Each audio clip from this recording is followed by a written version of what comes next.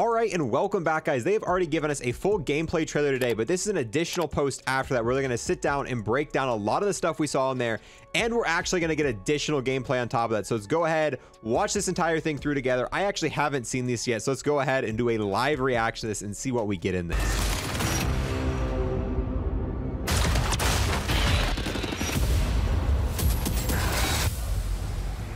Vanguard zombies. I love that little blood effect. Our partners at Sledgehammer Games have already revealed Call of Duty Vanguard's immersive campaign and intense multiplayer, all set in World War II. And now, keeping true to our zombies nature, Treyarch is back for another round. Oh, right there. Oh, I was going to pause because there was a door right there. But that right there is 1000% speed cola. So that's what the perks are going to look like. And actually, it looks a little bit, it looks a little bit different than speed cola, but looking at that, I mean, the first thing that comes to mind right there for me is speed cola. That right there is what doors look like, I guess, or it could be some sort of power door. I'll actually, let me actually remove the face cam for that. So that's what that looks like. Yeah, so far looking pretty good. Yeah, that has to be speed cola, right? What else could that have been? Studio responsible for bringing zombies to Call of Duty more than a decade ago returns to World War II and Sledgehammer Games' Vanguard, setting the stage for a new zombies experience. Oh man, oh, this is Black Ops Cold War offered the team at Treyarch the opportunity to introduce players to the Dark Aether storyline, beginning with the opening of the Dark Aether gateway at Project Endstation. And now, prepare to face a new type of evil, meet new allies, and make new enemies. Prepare for a gameplay experience that gets you to the fun faster, all wrapped in a brand new dimension of zombies. In Vanguard, we're introducing a brand new zombies experience and a franchise-first crossover that builds on the Dark Aether universe. And today, our team will share more about the story, the lore, core gameplay, weapons, and characters that will define the next chapter in the Zombies saga. But first, let's whet our appetites with the world premiere of the new Zombies gameplay trailer. Banana.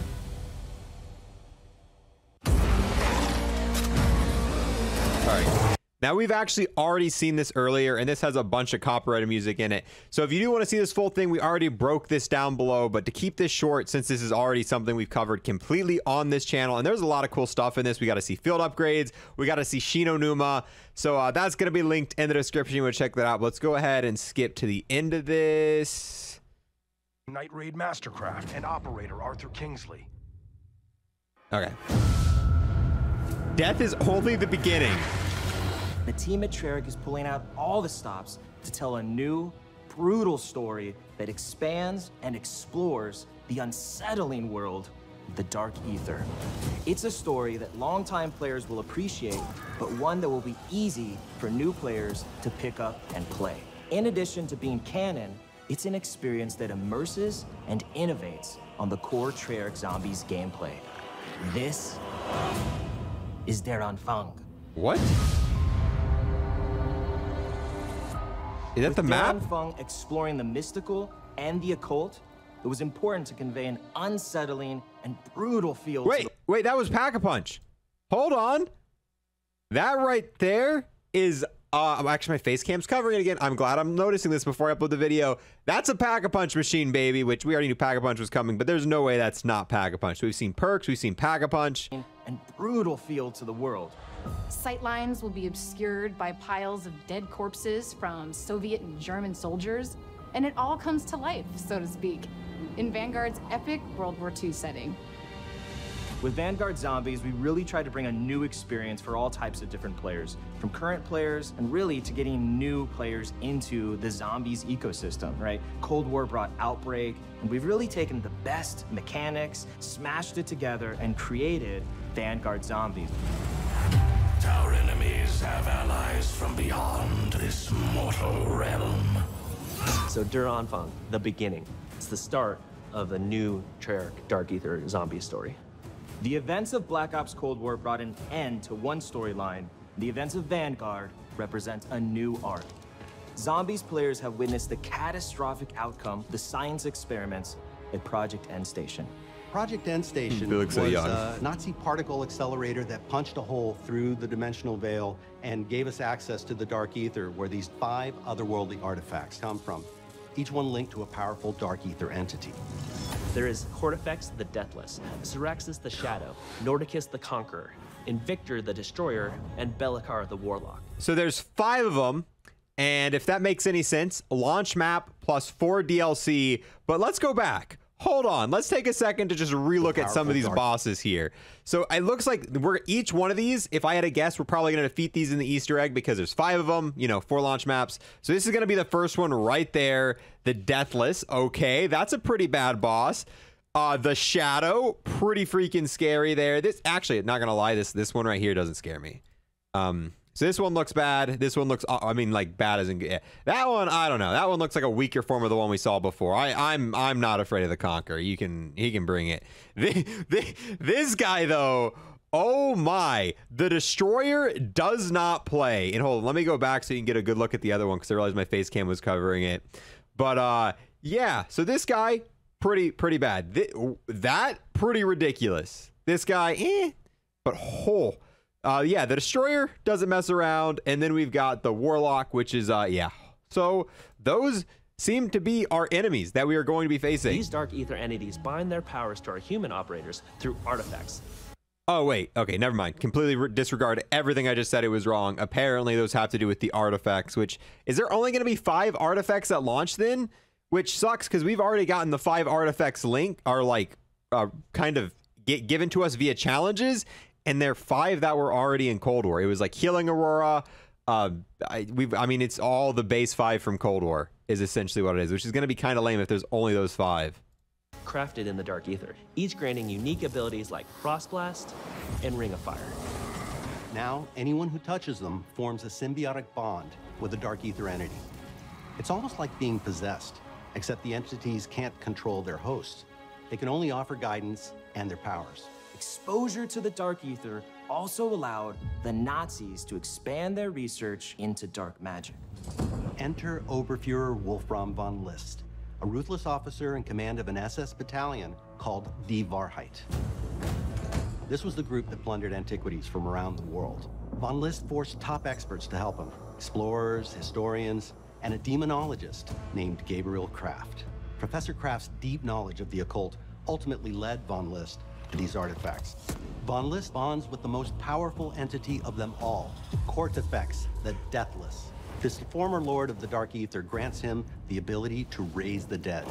And that's why, a year after their worst defeat, von List takes Die Wahrheit back to Stalingrad. And he's going to raise an undead army, march them across Europe, and annihilate the Allied forces. The zombies actually are undead bodies from the past war at the Eastern Front. Professor Kraft sends out a distress call. That call is answered by Vanguard Special Forces operators. But they end up trapped inside a barrier erected by KORTIFEX to seal off Stalingrad. They can't call for reinforcements. But they have Professor Kraft's expert guidance and their own unmatched combat skills. And 4 Dark Ether... Wait, that's it? Okay, so let me remove the face cam. This is what it appears like we are getting at launch. We are getting 4 abilities: Energy Mind, Ether Shroud, Ring of Fire, and Frost Blast. Does that not sound familiar? So not... Is that... Dude, honestly, if that's it, that's kind of disappointing. Not only is it going to be, you know, completely reused field upgrades from Cold War, it's not even all of them. Healing Aurora is not even on here. It's legitimately...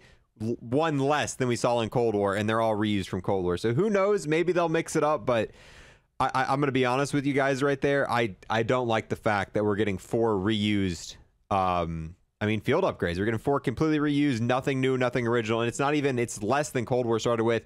The Sword of the Sparks a Ring of Ethereal Flame to boost damage to anyone within last 15 seconds. Sounds like Ring of Fire. Ether entities willing to... Summons Frigid Vortex, damaging enemies near the initial blast, slowing those who enter. Sounds like Frost Blast. Bond with them and share their powers. They do this in the interest of defeating KORTIFEX, the Deathless. While these entities may be helping humans, players will find out that they have their own agendas. It's an unlikely team-up, but it's our only shot at keeping the Third Reich from winning World War II. Chino Numa! We had a lot of fun designing the different objective environments. Each location has a very distinct look and feel to the play space, so that no 2 areas will feel similar. As players explore the realm of Dark Ether magic against that looks like a new perk, though. That I don't know what perk that could be. I don't know, but that seems to be a new perk right there, because I don't know what that is. But I'm definitely gonna get. For some reason, I'm maybe melee damage, but that doesn't even make sense, bro. It's teeth. It's teeth. Yeah, you guys are gonna have to help me out with that. I don't even have ideas what that could be. Dark Ether magic against the backdrop of Stalingrad. They'll encounter shrines, rituals, and sacrifices. With so many different elements in play, it was important to establish unique visuals. It is a look that feels more grounded, something you can have nightmares about. Yeah. The occult was something that really wanted to touch. It has so many different variables. Definitely creepier. Like summoning portals, blood rituals, hanging skulls, seances. When it comes to zombie types, we run the gamut. We have your basic grunt zombie. And we also have our heavies. These big guys carry around miniguns, and those are the Sturmkriegers, or Storm Warriors. They are really hard to bring down, and it's hard to avoid them when they shoot. We also have something called the Boomschreier, which means boom screamer in German. These are zombies that will run real quick and explode in contact. It's a wide variety of threats, and they all start to pile up as you get further in rounds. Approaching their enfant was important for us to stay true to our lineage while also building something brand new. You'll find all of the classics, right? Pack-a-Punch, Mystery Box. No, okay. This is a nitpick, and I know this is a little bit of a nitpick, but approaching their enfant, everything else has like a different theme to it, like the perks, the field upgrades, they all look different. The Pack-a-Punch machine, though? You'll find all of the classics, right? Like, I would have hoped we would have seen a different Pack-a-Punch machine, right? If all the field upgrades have a different theme, it seems kind of weird to just bring in the Cold War Pack-a-Punch machine. But I don't know. Maybe, I don't know. Mystery Box. Mystery Box looks the same, no different there. Crafting table. Oh, and the crafting table looks the same as well. There's a lot we're doing different this time, too. The runes are something new in Vanguard. Dark Ether rune magic is the thing that the Dark Ether entities use to manifest their powers. That winds up being very important as the story plays out. We tried really hard to make it accessible for new players. It's super easy to jump in and get started, right? You don't need to know anything about previous zombie experiences to enjoy this. Spawn into the map with your friends, jump into a portal, do an objective. You're in it. That's you playing. The world grows harder. That's what it says in Outbreak when you go from one world to the other. But look, oh my. I like this dark theme here. Do an objective. Look at that. That's kind of an airy vibe. You're in it. That's you playing, and you're playing successfully. From the casual to the hardcore, there's enough for you to dive into. In Vanguard, we get players right into the action so they can start blasting away. Fighting zombies is the core of this mode, and it's what all our fans love doing, and we give you plenty of ways to do that. Survival is a choice, okay? Players start the game in the snowy graveyard of Stalingrad. The forward operating base of our allied operators in Der Anfang. Here, the players have access to many of the upgrade machines they will need in the battles ahead. However, players can't get too comfortable here because Stalingrad is still inhabited by roaming zombies. The area is relatively confined, but as you complete objectives, the map opens up, offering access to other powerful upgrades like the perk fountains. Dude, as players complete... Hold on, let's go back to that perk fountain there for a second. Powerful upgrades like the perk fountains. So one negative thing that I've seen so far, all the field upgrades seem to be the same, but these perks, honestly, they all look different. The only one that was even close to being recognizable was the Speed Cola one, so at least we got that going, and these fountains look sick with this. And just a comment on what's going on here, I think this is what Outbreak needed. If this is what they're talking about, this Outbreak mode, Outbreak was very linear, and it was essentially do objective, beat objective, next world. And that's what made it boring. But if they add those open world elements and they allow you to kind of start in one central hub and over time progress that hub, build it up, open new areas, and that way there's like more progression in your game of Outbreak than just, you know, objective, complete objective, objective, complete objective. This honestly might be the perfect thing that Outbreak needs, or who knows, it might not be that great. We're only going to know when we get in it, but I kind of like that they're taking the Outbreak model and trying to adjust it, because honestly, Outbreak in Cold War was the Nocturne Totem of Outbreak. That was the first rendition, so I mean, it can only get, well, I shouldn't say it can only get better. I don't want to jinx it, but it should only be able to get better from what it was in Cold War. As players complete these various challenges, they will open up the forward operating base to new threats and opportunities. Your Dark Ether enemies grow in power with each new objective, so you'll need all the help you can get. And that means using traditional methods like buying perks and upgrading your weapons at the Pack-a-Punch. But we're also adding a new means of gaining power through the Altar of Covenants. A brand new system to zombies that randomizes every time you come back from an objective what you can purchase with a nasty sacrificial heart, which can be exchanged at the Altar of Covenants for one of 3 random upgrades. Choose from power-ups like Ammo Gremlin, which reloads non-equipped weapons over time, or Brain Rot to turn Okay, that threw me for a loop. So melee attacks do more damage and heal you. Chance to turn enemy when shooting it. Critical kills return a bullet to the clip. So these are like upgrades that you can get. And it looks like you can get 3 of them. Does that mean we're not going to get ammo mods in this? Or is this going to be a separate mode where, like in the normal round-based modes, we're going to have ammo mods. And this is for its own mode. And this is how you get it there. I'm not sure if this is replacing the tier system and the ammo mod system. Honestly, I don't really like that. I don't like the randomness of not being able to kind of do what you want. I hope that, you know, it isn't completely based around RNG, because if Zombies goes back to being super RNG focused, zombies into allies, or Unholy Ground. What the? Deal much more damage when shooting while stationary for a short time after you start moving. So apparently there's different tiers of them as well. Small chance to keep equipment after using it. Deal much more damage to slowed or stun enemies. Critical kills return a bullet to the clip. Stowed weapons refill ammo from stock quickly. All right. You really need to hold your position. Step 1 is always, what gun do you have? Because those will all play very differently with the Covenants. I think players are going to find that when they pair up with a different Dark Ether entity, it feels like a completely distinct experience. So you're just combining your guns, your Covenants, your equipment, the things you're finding in the world. Oh, was that the armor system? Hold on. Okay, so armor's back. Oh, but there's no armor stands. The armor's in the, they've essentially taken the armor stands and put it inside of the workbench here. So now you've got armor, lethal, and tactical, which is cool. But that also means that you've now got another menu to go through while you're trying to buy things. It's just, I'm going to die so many times trying to buy things out of here. I don't know. It looks like he hasn't bought tier 1. Look at this. It's cropped off. It looks like he's bought tier 2 and tier 3, but doesn't have tier 1. I don't know if that's because they're using a dev build and just spawned in with this, but that's a little off-putting there.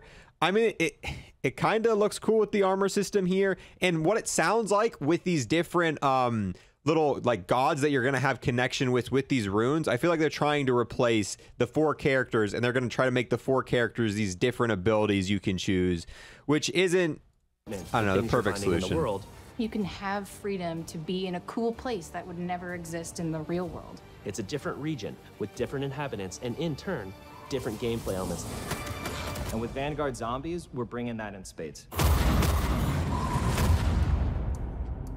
Moving to the world of the occult provided plenty of inspiration around the visual identity of the game, and it helped us shape the way we think about the map design. We built Zombies on the same engine as Vanguard. We wanted to make this unified with the rest of the game, while still have its own identity that is more of a fantasy look.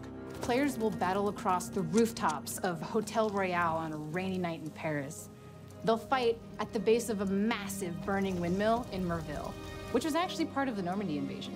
And they'll find themselves in the classic swamps of Shinonuma, which is a truly eerie setting that our longtime fans will be familiar with.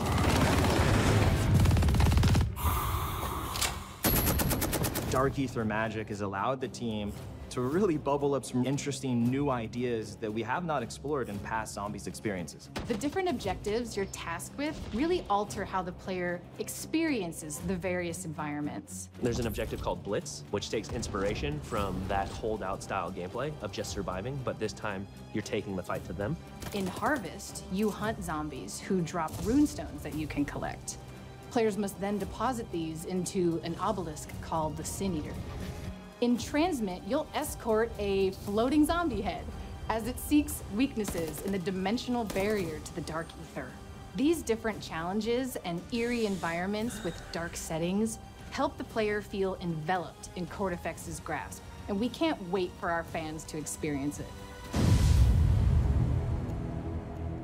Daron Fung is a brand new experience that explores the Dark Ether universe in exciting, fresh ways. Launch is really just the tip of the iceberg. Everything post-launch. Wait, that was Pack-a-Punch. That was not the normal sound. Did it have a Pack-a-Punch camo on it? I didn't see one. That definitely was, like, that was a Pack-a-Punched weapon, though. Like, just listening to it. Fresh ways. Launch is really just the tip of the iceberg. Everything post-launch is going to bring new twists, new stories, new characters, brand new gameplay. And it's all part of Vanguard's advanced global progression system featuring player and weapon leveling, plus Battle Pass system integration. Oh yeah, Battle Pass This is a whole integration. new way to experience zombies. Welcome to Call of Duty Vanguard. Their unfung awaits.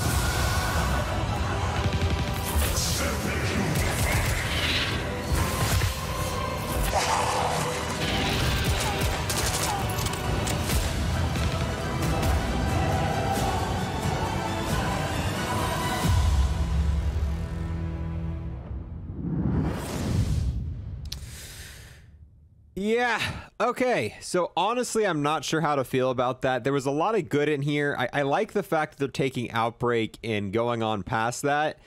But I don't know. Like overall, I'm feeling more worried about Vanguard zombies than I was before watching this. I really don't like the random system. Like the box itself is random enough, but it was kind of fixed being able to spawn with weapons. I know Cold War.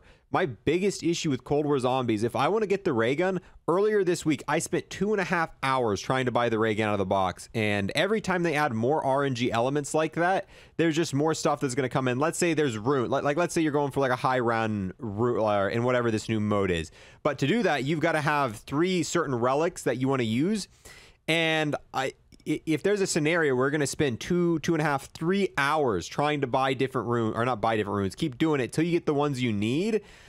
I don't know. And from what it looks like, they didn't talk about a round-based map whatsoever. So I guess the rumors are true. It doesn't seem like we're getting a round-based map on launch. They didn't really confirm or deny that, but all they did was talk about this new the new game mode that's kind of replacing Outbreak that they're bringing in. So yeah, guys, I'm going to go ahead and end this one here. And honestly, I don't really know how to feel about Vanguard zombies right now. I guess we'll just have to wait to see when it comes out on November 5th. We'll probably get some more teasers and stuff leading up to then.